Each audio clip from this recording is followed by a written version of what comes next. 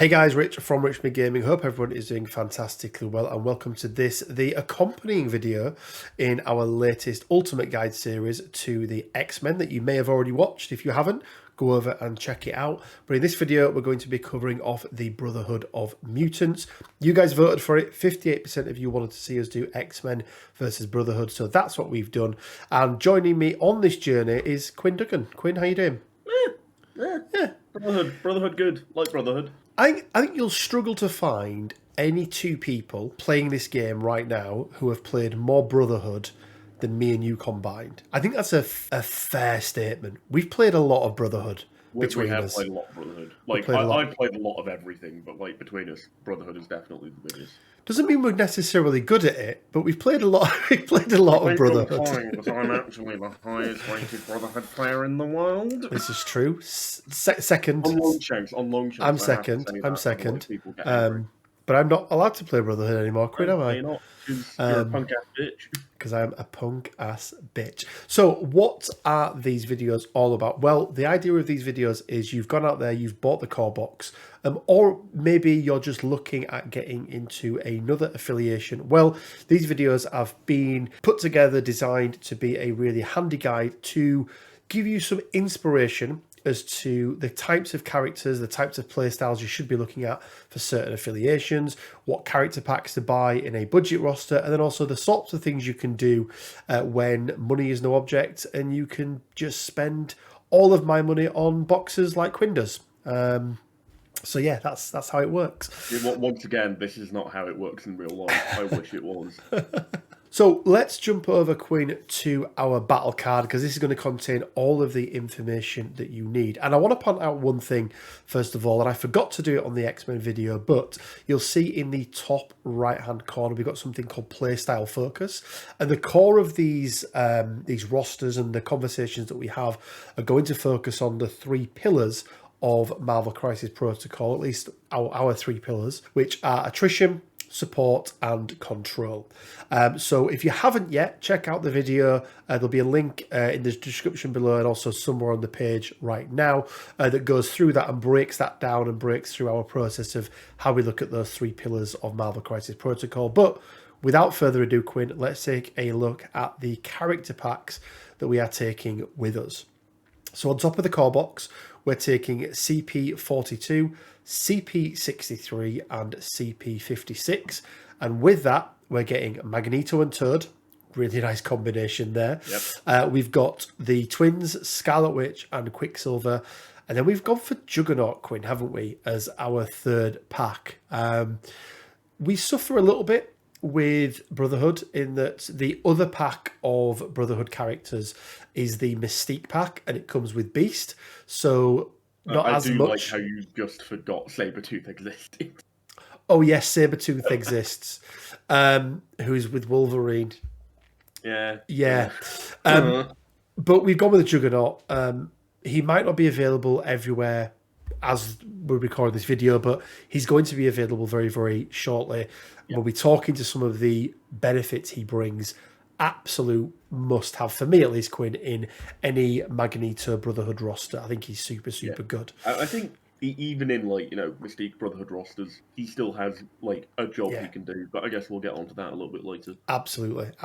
We've then taken 5 characters from the core box. So that's one more than usual, but because Juggernaut is in a pack all by himself, it does mean that this list is a little bit more costly. But I think the inclusion of him is worth it, but it also means you've got to take an extra character from the character pack. So firm family favourite Quinn, Baron Zemo, is in there because why wouldn't he be? You know him, you love him. Everyone gets rerolls. We've also got 2-threat Black Widow in there as well. Again, an extra 2-threat in there is really good. We've already got an affiliated 2-threat, which gives us quite a lot of flexibility with Toad. Then sort of some bigger hitters, I would say, in the form of Danvers and Ultron. You're probably taking, if you're going to end up taking one of these two, Danvers probably edges it out in almost all circumstances. But yeah, there's some. I mean, access to Incinerate is nothing to sniff at, in all fairness. It's definitely not. It's definitely not, especially with characters like Magneto, who he really loves it when you roll less dice. And then to round it out, we've got Doc Ock. Now, the reason that we like all three of those characters in a Brotherhood list is their throws. Throws and Magneto and Brotherhood go together like, I don't know, peanut Wine and butter cheese. and jelly, wine and cheese, Quinn and Rich. I don't know. But they just synergize so well, and we'll go into that in a little bit more detail. Threat curve-wise, it's okay. But as we're going to the cons, it's very top-heavy. And that's one of the downsides of this roster, but we'll go into that in a little bit later on. Crisis cards wise, we only get one additional crisis card. So we've got Mutant Extremists, target US Senators. I love this card, Quinn. I like the lack of points that it brings, and I like that when your opponent has the Senator, because I believe the Senator is a bit of a red herring. They pick it up, they are slowed, and they roll one less. I think it's one less defense and dodge die, which stacks with Incinerate, which is real good. Which is real nice. It's also a 14 threat, which catches a lot of people off guard, doesn't it? Most people, whilst they can usually put a 14 threat roster together or a 14 threat squad together, it's very rarely optimized for that, unless you're coming up against I would say a Sam Spam or maybe a Guardians list. Usually 14 threat people struggle with. Yeah, because the general idea is you want like 5 characters at 14. Yeah. Most lists can't do that. This list doesn't do that, but it does it by choice. Yes, absolutely, because the characters it does bring are pretty good. So rounding out the crisis cards then, Quinn, we've got Struggle and we've got Skrulls for the extractions. We've then got the 3 17 threat from the core box. So Deadly Meteors, Infinity Formula, and Riot Sparks over Extremis. So 17 threat, Quinn, is not a bad number for the Brotherhood. They're pretty good at that threat level. I don't see any problems with that. For me, the one thing that they struggle with over threat level, and we see this with a lot of other rosters, don't we, is shape of maps.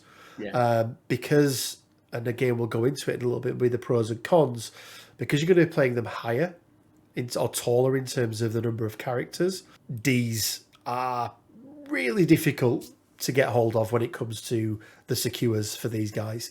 But I think the ones that we've got there are nice. What are you looking for, Quinn, in terms of, when your opponent has put their extracts and their secures down, you win priority?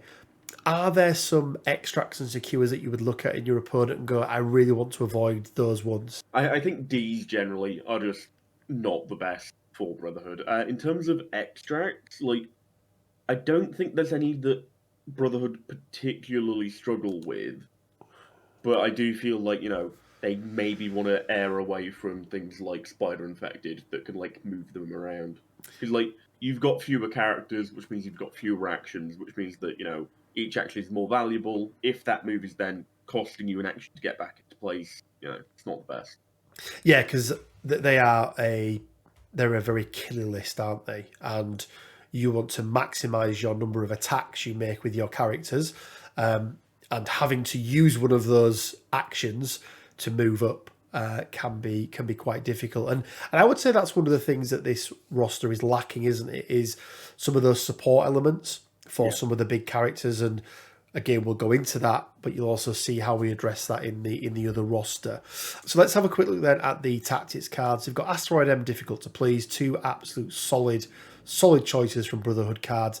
And the Book of Truth, I think it's called, is one. I mean, I just never take it anywhere. We've got access to it, I think, maybe not. No. Comes with Mystique, comes with Mystique, so we don't even have access to it. But we've got Magnetic Refraction. Cover for everyone is really good. Whims of Chaos, one of the best tactics cards in the game. Can I Borrow That? Is really, really good. We've got Do You Know Who I Am, which is a Juggernaut card, spend 3 power, size 4, Quinn, yeet a character or a piece of terrain long up the board, which is quite nice. It's a good way of either getting them away from people or indeed getting them closer towards people, which is quite nice. Some of the, I would say, Quinn, less optimized cards, but we've chosen to include them anyway because there's still value. We've got making a ruckus, sorry, from Juggernaut, and No More Mutants. So I've put them in because whilst there are some other generic cards we could have included, I still think that these two have more value over some of the generic cards. Making a Ruskus really does make your opponent think a little bit more about who they're going to attack. Sometimes Juggernaut making that strike can be the difference in terms of dazing or KOing an enemy character. And No More Mutants can just stop a big play in its tracks, which can be really nice. And then we've taken Brace for Impact and Patch Up. They are susceptible. We've got a big boy on the field in Juggernaut. Throwing him into Magneto or into a Scarlet Witch, which is probably your primary target, can be a really bad day for her. And Patch Up is there just to try and keep those characters on their healthy side for that bit longer. And the thing I want to say about Patch Up, Quinn, is these guys generate a lot of power. So getting the most out of Patch Up, there's probably few affiliations that do it better, really, isn't there? Playstyle focus. This is very much on the attrition end, but it still scores reasonably well in control and support. Higher on support than control.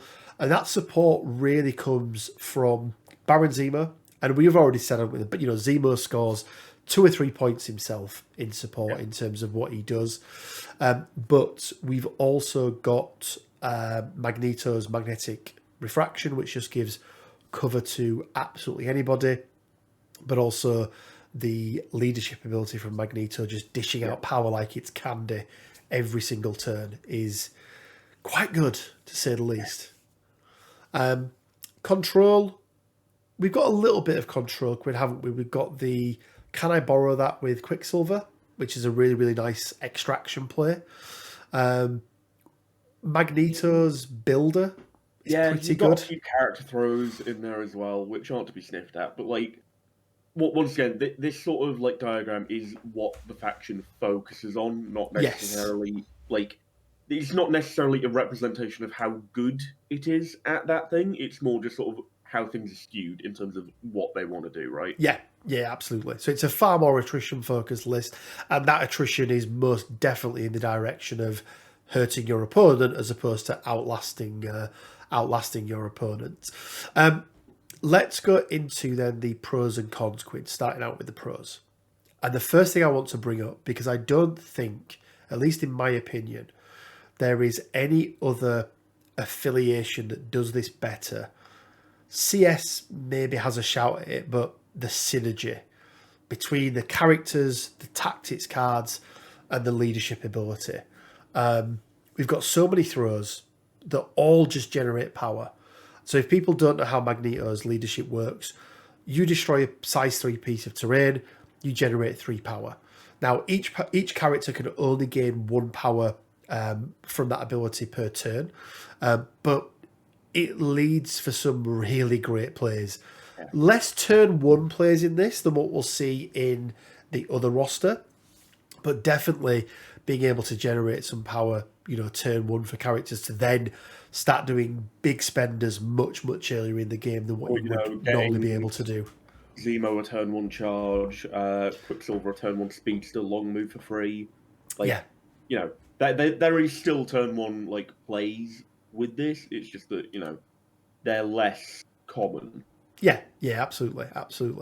The other thing I want to say as well is that, as I mentioned, it's the reason that we brought all of the other characters, that they, a lot of them have throws as well, but it is also that when your opponent destroys terrain, it also generates power for you as well. So if you've dished out 4 power to your 4 characters in your squad on your activation, and then your opponent destroys a size 4 piece of terrain, you get to give each of your characters another power because it's a different turn. Magneto was right, just throwing that in there. He was, yeah. And then in our roster in particular, even the unaffiliated characters have some really, really good synergy with what they can do. So into the cons then, Quinn, and there are definitely some. Whilst we are a firm believer that Brotherhood are one of the most competitive affiliations in the game at the moment, not the most, but definitely one of the most. They do suffer from some cons as well. So the first one is that in this roster, at least, it's a single leader, so very limited in play style. You can't pivot very easily into other different ways of playing because Magneto, just with what he does, that's kind of he's a bit of a one-trick pony, isn't he, Quinn, in terms of what he does in the game. So if your opponent has got a really good plan against them, it can be difficult even mid-game to pivot into a different play style, which is some other affiliations can offer that. And then the reason for that is he's 6th threat, right? He's a big investment. So on a 14 threat map, you're spending 40% of your threat on one character, which is quite an investment. And then coupled with that is we've only got 5 affiliated characters in this roster, of which 2 are 5 threat. And you want to take at least one of those characters with you in every game. But not only are 2 of them 5 threat, but as we just mentioned, the lead is 6. The lead is 6, so you're already at 11 threat on 2 characters, which is why it becomes really, really difficult then to add in. Typically you're going to only take one unaffiliated character at the absolute most, aren't you, in a Brotherhood squad? Almost certainly. And then one of the ways in which your opponent is going to undo you is playing those wide maps. Now, extracts, wide extracts are less of a problem. It's the wide secures, it's those D-map secures, Quinn, isn't it, that they really, really struggle with. Yeah, well, I mean, Asteroid M to a degree sort of helps that, but it's a one-use card per game, right? So, you have to be very careful about when you use it. If you use it at the wrong time, you can just sort of scupper yourself. But, it's just one of those things that you need to sort of learn and just nail every time.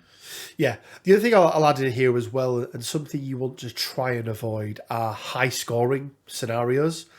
So, as you'll see when we go through the optimized list, we want to look for low scoring. So we've got things like Struggle for the Cube, which on one hand plays into the attrition game because it's going to do chip damage to your opponent every single turn.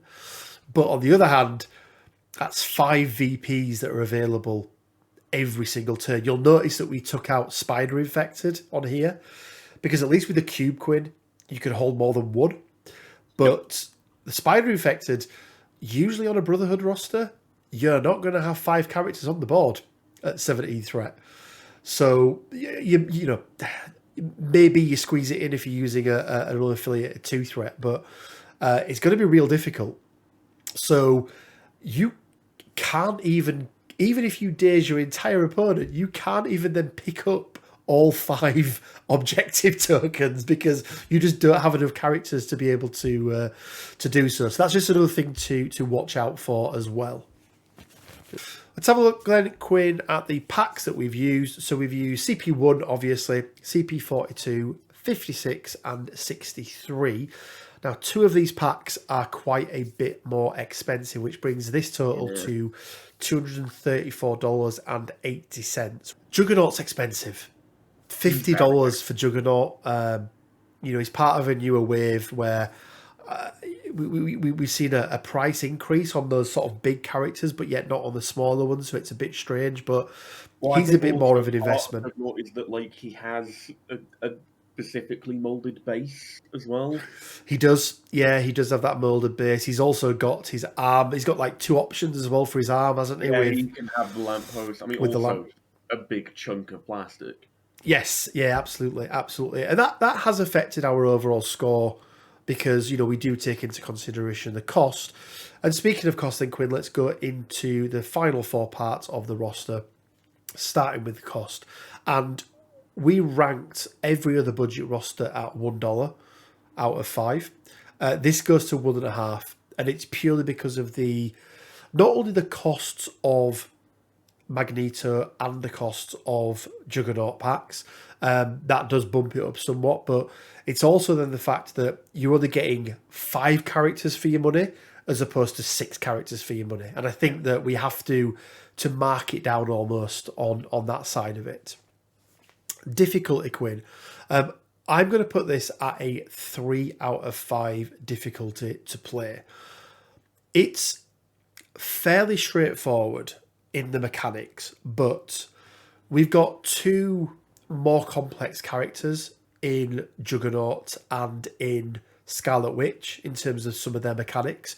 Juggernaut, especially when you activate him, is really important. Yeah. You're going to tend to want to be further towards the end of your of the round in most cases, but not always.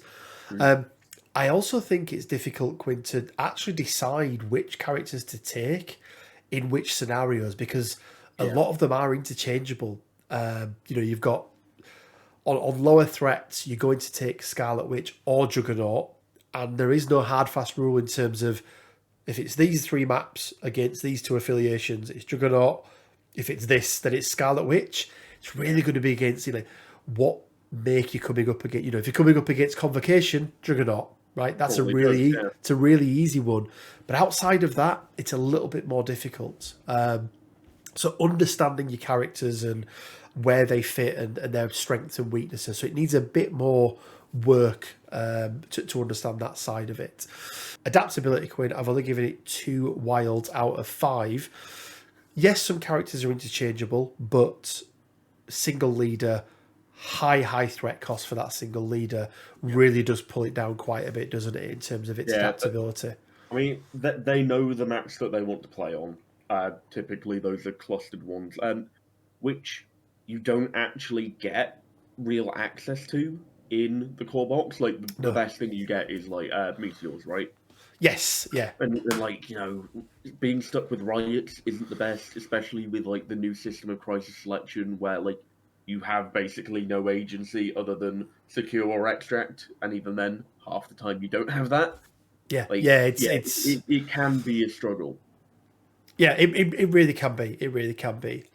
However, saying all of that, Quinn, I think this is an absolutely cracking Brotherhood roster.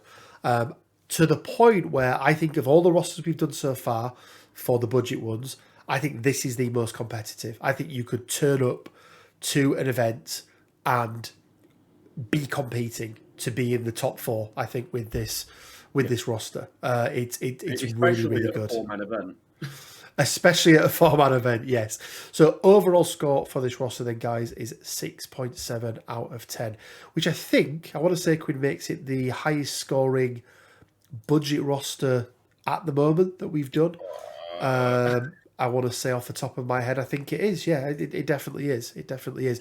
But it costs that little bit more. It's a little bit more of an investment, and it's a little bit more of an investment both in money, but also in time and effort to really understand your characters as well. But if you do that, it'll be worthwhile, and you'll have fun playing Brotherhood because you just get to murder people, which is always fun. Smash good. Okay then, Quinn, on to the more fun part, right, of these videos, which is spend as much money as you want and see let's see what we can come up with. As we mentioned, me and you have played a lot of Brotherhood in the past. So this is sort of an amalgamation, isn't it, between kind of my roster and your roster, and we've taken the best of both worlds. Yeah, we've got, your lesser roster and your lesser players. Of course. That's the one. Yes, that is the one. So let's jump straight into it. Let's take a look at the characters that we've brought. And we've, of course, Quinn, we've kept Magneto. There was no way we weren't taking Magneto. So he's still in there. Toad is still in there. Juggernaut is still in there. Scarlet Witch is still in there. And Quicksilver are still in there. So the one thing I will say is that, yes, this is a little bit more expensive, okay? The Brotherhood rosters in general, or at least the entry-level Brotherhood roster was more expensive. However, all 5 of those characters and tactics cards from each of those boxes have made it into our no money, no object. So whilst they're an investment, they're a great investment because you're going to be able to use them even in the most, sort of tweaked Brotherhood roster as well. So, I mean, and that's not even to mention, like, the ability to use those characters in other affiliations. Like, Wandering Quicksilver are both Avengers. yes, yep, Like, yeah. Juggernaut might be Criminal Syndicate. We don't know at the moment, but, like, we'll see. Yeah, And, probably, like, Criminal Syndicate, Magneto's in Cabal. for some reason, yeah. I mean, Mystique's in Cabal as well. She is, and we have taken Mystique in this roster. Whilst 99% of the times you're going to be playing Magneto as your leader, there are some scenarios where Mystique will work better, but Mystique just by herself as a character is actually pretty good. And as we'll come into, is actually really good against her counterpart. She is a great Magneto killer. And we'll go into some of the other reasons why. We've also bought CP 60 quid. We're taking Rogue. Now, is Rogue affiliated? We don't know yet at the time of making these videos. We have a strong inclination, don't we, that she will be. But even if she's not, she's still a great 4-threat addition to the Brotherhood. Yeah, I mean, like, especially if she is, like, just filling that little niche of just, the 4-threat would be really nice. But then again, if she's not, like, she's still very good 4-threat. Like, as we said in the X-Men video, she's up there with splashable 4-threats, right? Yeah, definitely. And all of her stack just plays into the Brotherhood side of things as well, because we can flush power into her. She can gain an extra 1 power every single turn, allowing her then to just do more stuff, because she's got some great stuff she can spend more charges, power on. More throws, more absorptions, more spenders. Like, there's a lot she can do. Absolutely. Speaking of great 4-threats that synergize really well with Magneto, Vision. I mean, he's part of the family anyway, right? Wife or husband of Wanda. What does he bring? He brings energy attacks. Without Vision, that is one of the things that these guys really lacking. Toad's got one, but really that's neither here nor there. Rogue brings some as well, in all fairness. Rogue does bring some, but his beam attack is just phenomenal. He also brings some turn 1 plays. He can throw a size 3. He can throw a size 3 into a size 2, generate 5 power for your entire team. And then some people may go, yeah, well, that's a waste of an activity. That's a waste of an action, because you do need to use an action on Vision to be able to do that. But the ripple effects that then has in the team of being able to give 1 more power to Magneto, or let Quicksilver be able to do a speedster turn 1, all this other stuff.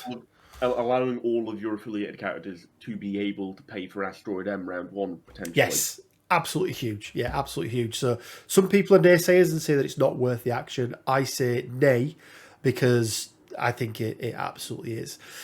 Speaking in the vein, Quinn, of characters who synergize well, it's the first time we've... members of the family. Members of the family. It's the bestest boy.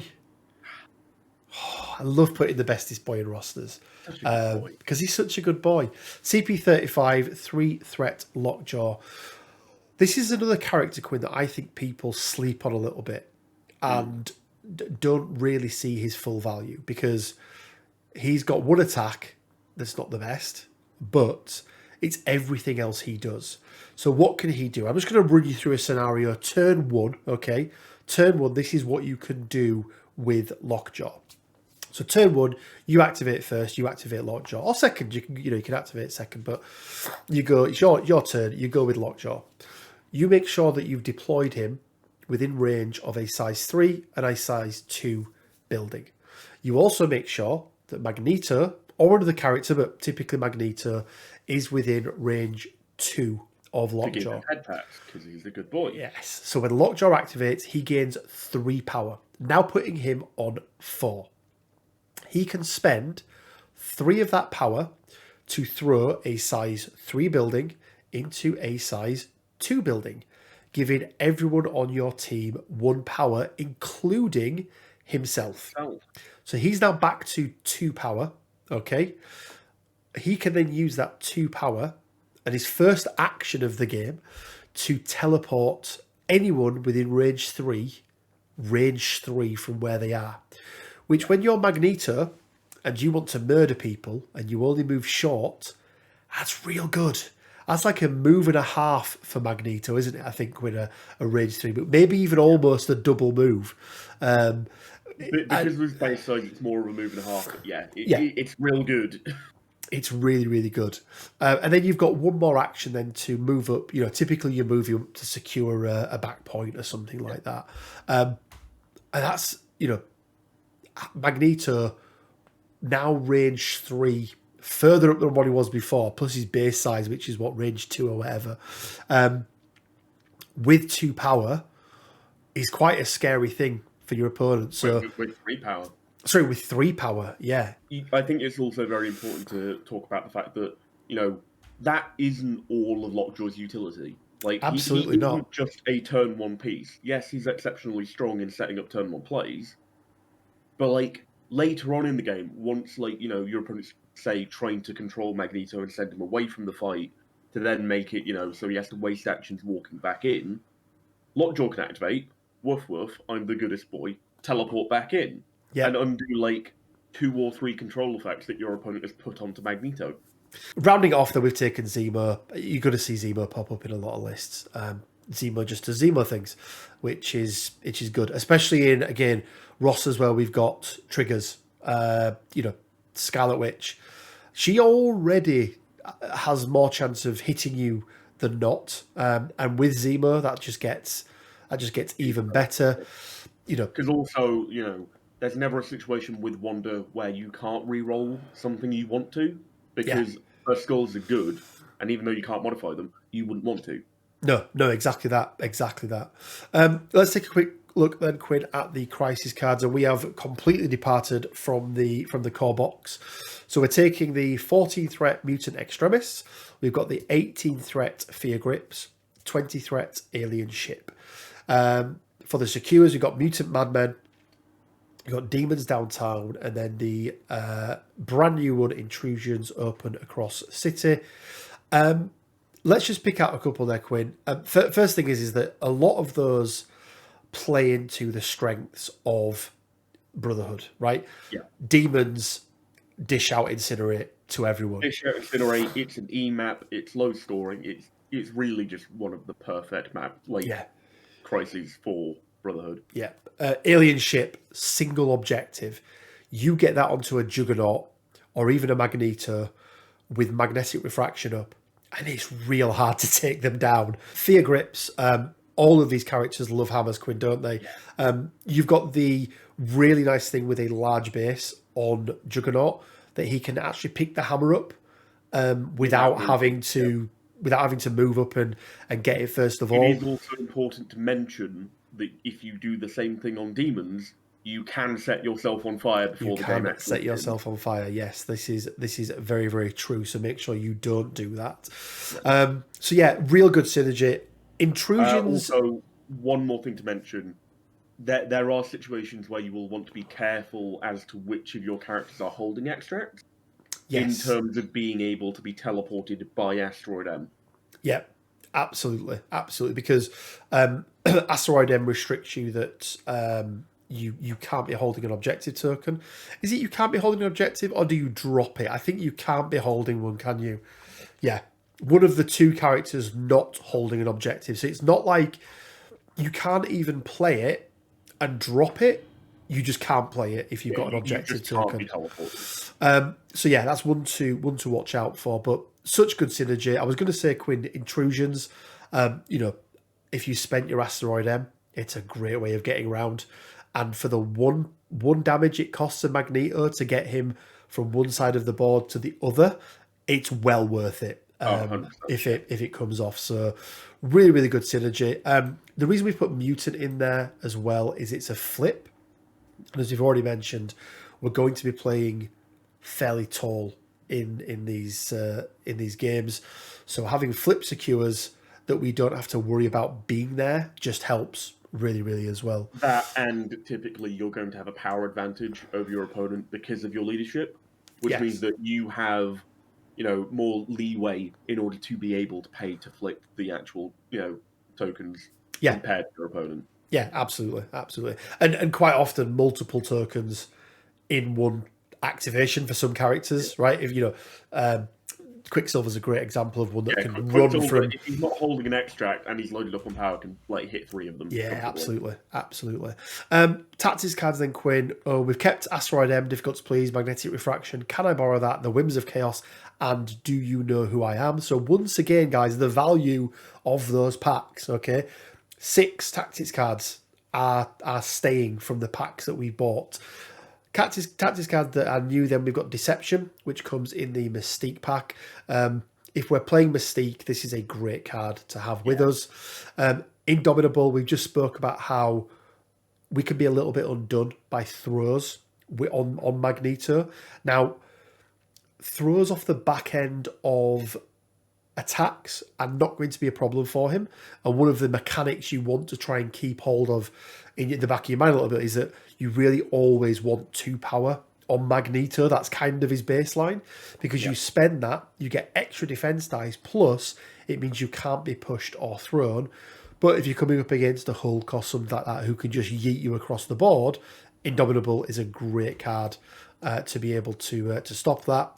Or, even if you run into an enemy Juggernaut and just go, I don't know who you are. Bam! Yeah.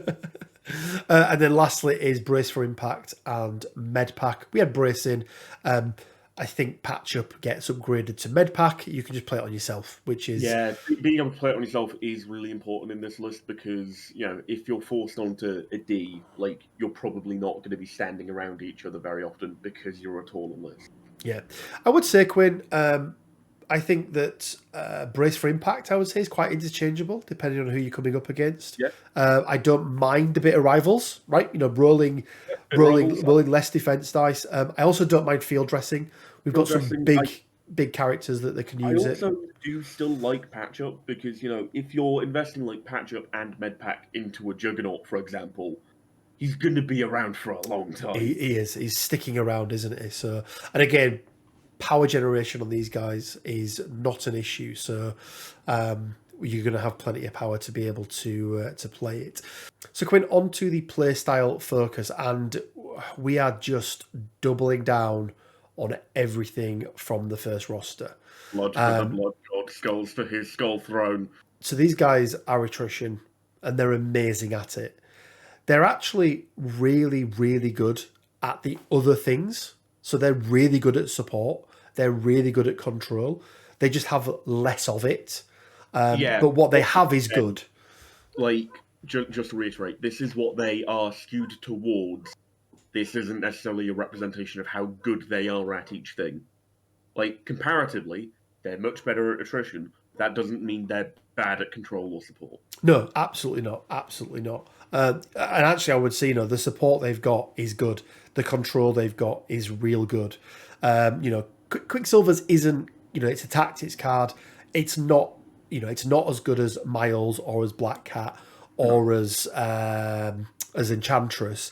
It takes a tactics card up, and you need to do damage off the, before you can play it. Yeah, but you also have to factor in that it takes up an action, which Black Cat it doesn't. A Black Cat doesn't as well. Yeah, but it's still real good. Still really, really good. Damage to someone. Yeah, Asteroid M is fantastic as a support card. One of the best in the game. Let's take a moment, Gwyn, and talk about the Whims of Chaos, because we haven't really covered it off in any of these videos, and we've taken it in both rosters. So for people that don't know what Whims of Chaos is, it's a Scarlet Witch card. It's an active card, but you can play it. It doesn't have to be during her activation. She can spend any amount of power, and anyone within range 3, you can do one of these things to. Yes. If it's a enemy character, you can put down Hex, Root, or Incinerate. Now, kicker here is it's 1 power to do one of them. You can't spend 2 power to put a Hex and an Incinerate on Imagine three power, just on through your whoever it characters, is. they are dead.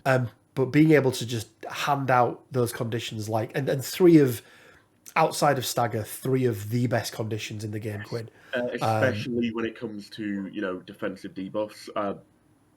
Hex, Root, and Incinerate are probably like the three best because Hex, stopping you rolling crits works when you're rolling defense dice, which it makes it a lot more predictable how much damage you're going to do. Incinerate obviously reduces defense dice, means that they're probably blocking less.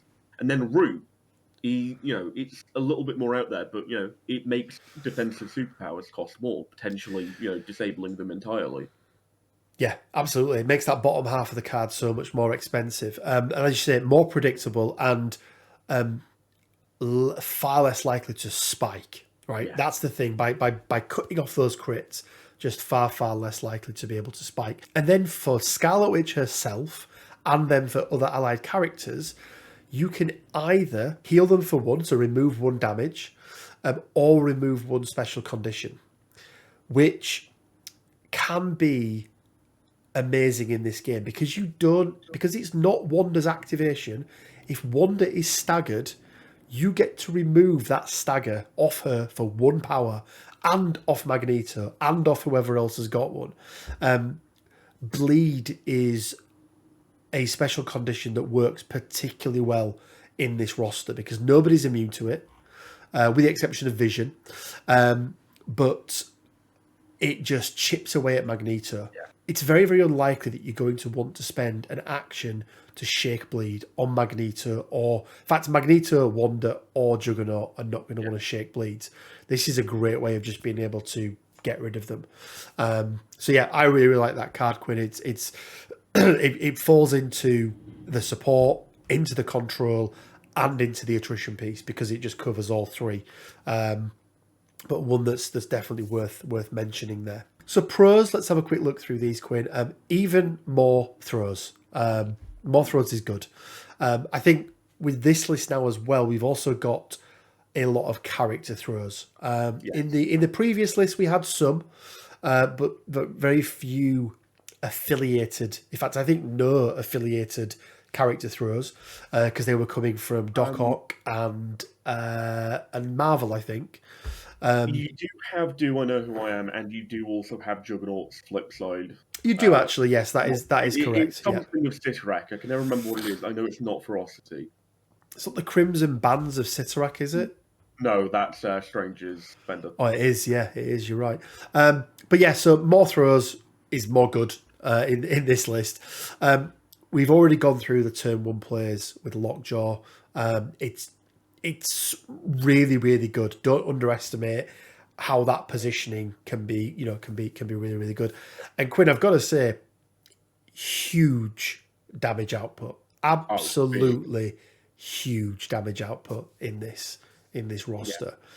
From everywhere as well, right? It can be from absolutely everywhere. Like your worst attacker is Toad, but like once you go above the 2-threat threshold, like even Lockjaw can push out serious amounts of damage if he needs to.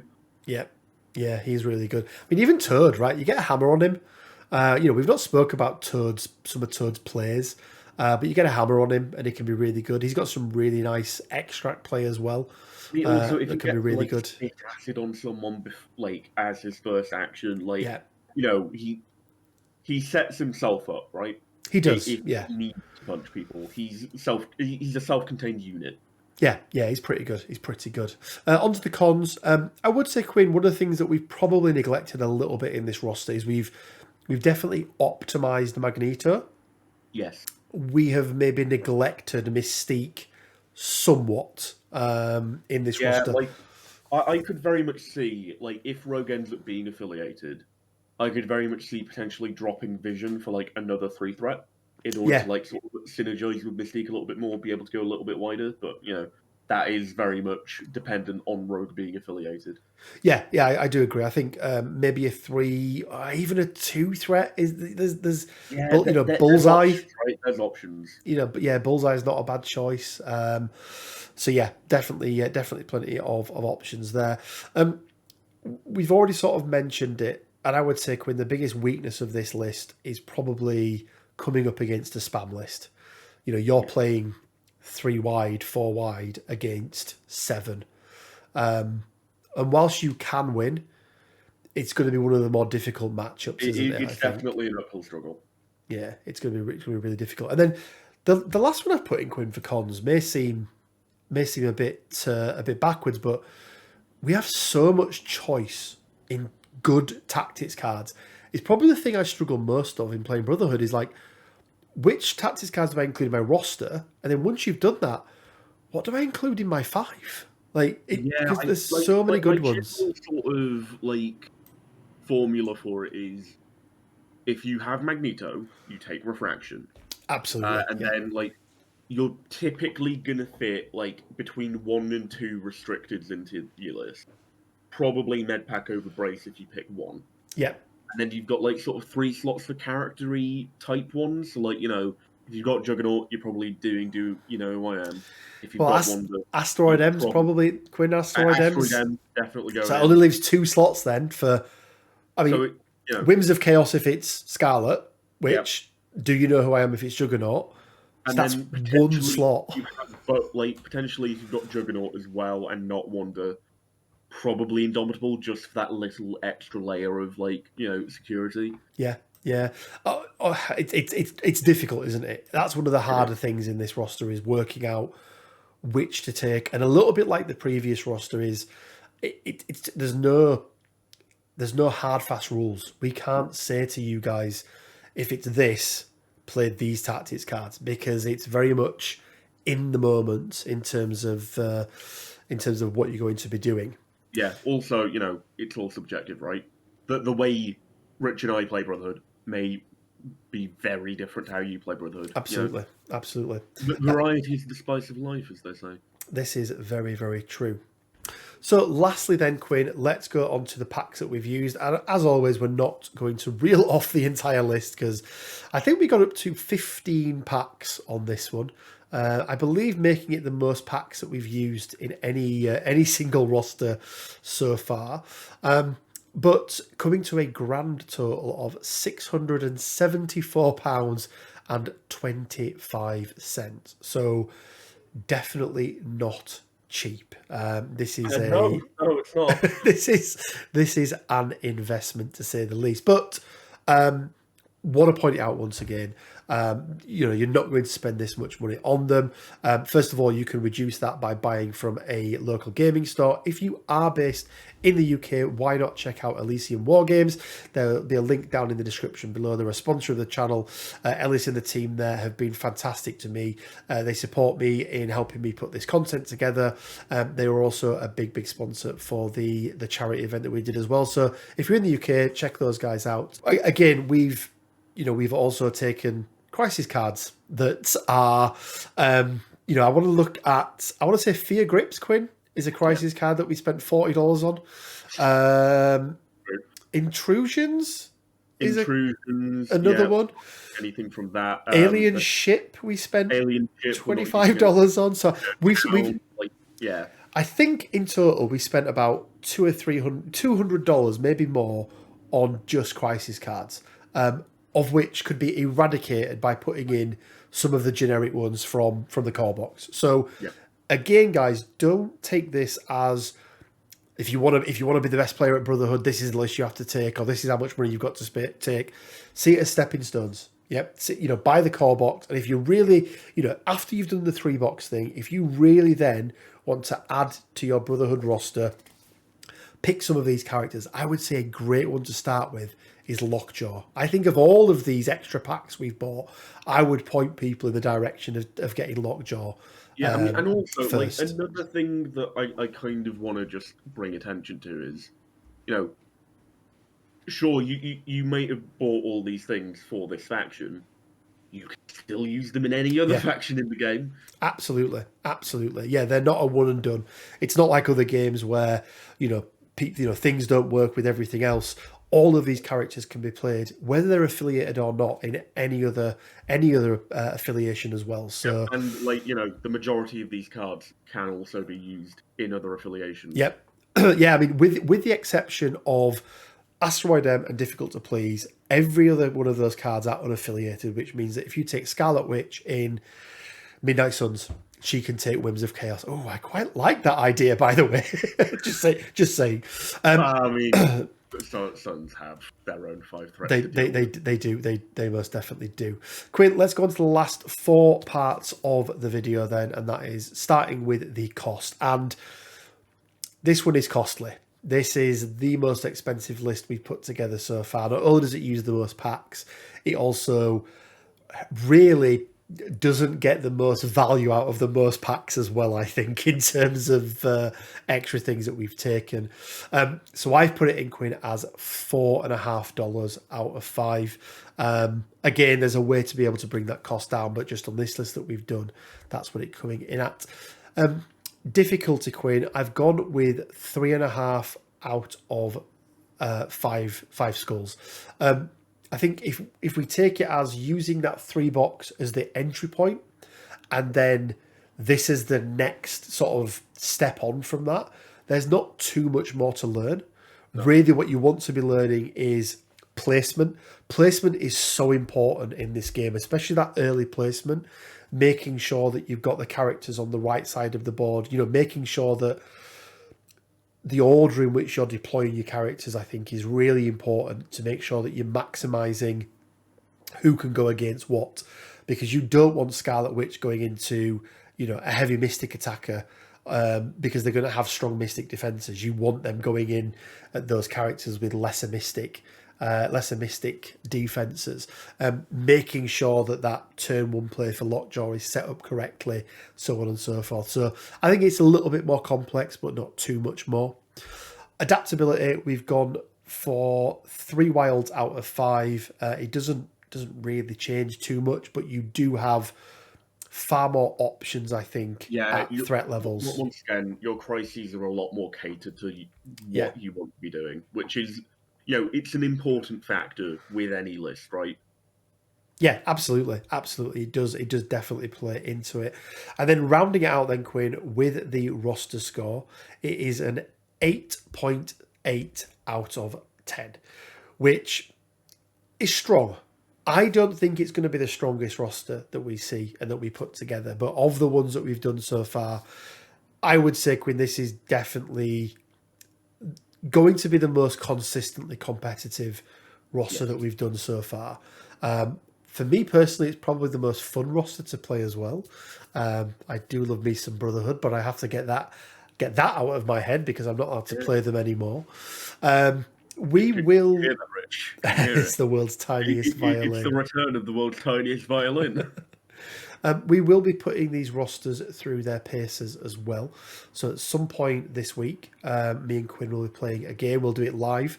And one of us will be taking the unoptimized Brotherhood roster, and one of us will be taking the optimized X-Men roster. So it'll be interesting to see which of us gets which, because it's part of the whole priority thing. And they're 2 rosters, Quinn, that are very close together, aren't they, in terms of score? So it's going to be interesting to see if the unoptimized can take down the optimized roster, which I think of all of the ones we do, this one may have the best shot of being able to do that. I think this is going to be the one with the least disparity between the two, right? Yeah, definitely. Guys, if you've enjoyed this video, if it's been useful in any way, shape or form, all I ask is that you give that like button a hit. It really does help out the channel. If you've really enjoyed these videos and you want to support the channel even more, we do have a Patreon set up that you'll be able to find down in the a link down in the description below. We also have our merch store set up as well. Again, you can find some really nice MCP inspired content on there. Again, link down in the description below. And we've also got a Discord. It's completely free, and that is a place where you'll be able to find all of these battle cards, plus any battle cards that we've done in the past as well. Guys, as always, it leaves me with just enough time to say stay well, keep safe, and until next time, bye for now. See ya. Fucking idiot.